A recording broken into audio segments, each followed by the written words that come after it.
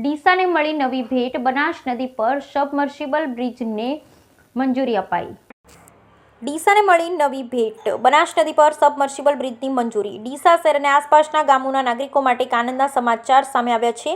રાજ્ય સરકારે માલગઢ ડોલીવાસ ડીસા શહેરને જોડતા રોડ પર બનાસ નદી પર ₹23.33 કરોડના ખર્ચે સબમર્સિબલ બ્રિજ બનાવવા માટે મંજૂરી આપી છે. આ બ્રિજ બનાવવાથી માલગઢથી ડોલીવાસ અને ડીસા સુધીની માલગઢ, કુપટ, વડાવળ, વીડી, સાંડિયા, સોતમલા, ખેતવા, વાહરા, ડેડોલ અને ઢેઢાલ ગામના હજારો નાગરિકોની સુવિધામાં નોંધપાત્ર વધારો થશે.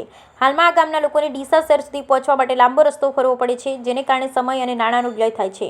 ડીસા શહેરમાંથી ડોલીવાસ થઈ સીધા માલગઢ જતા આ રસ્તા માટે ડીસાના ધારાસભ્ય પ્રવીણભાઈ માળીએ ડિટેલ પ્રોજેક્ટ રિપોર્ટ સરકારમાં રજૂ કર્યો, જેને રાજ્ય સરકારે મંજૂરી આપી છે.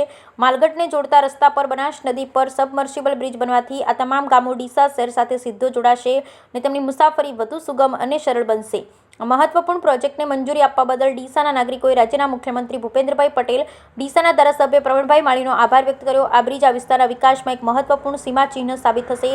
સ્થાનિક લોકોના જીવન ધોરણને સુધારવામાં મદદ થશે. આ સબમર્સિબલ બ્રિજ ચોમાસાની ઋતુમાં કાર્યરત રહી શકે છે, જે આસપાસના ગામોના લોકોને ડીસા શહેર સાથેનો સંપર્ક જાળવી રાખવામાં મદદ કરશે. આનાથી શિક્ષણ, આરોગ્ય, રોજગારી જેવી આવશ્યક સેવાઓ સુધી લોકોની પહોંચ સરળ બનશે. ડીસાવાસીઓ આ પ્રોજેક્ટનું ઝડપી અમલીકરણની આશા રાખી રહ્યા છે અને મને માને છે કે આ નવી ભેટ તેમના વિકાસના નવા દ્વાર ખોલશે. બ્યુરો રિપોર્ટ ભરત ઠક્કર.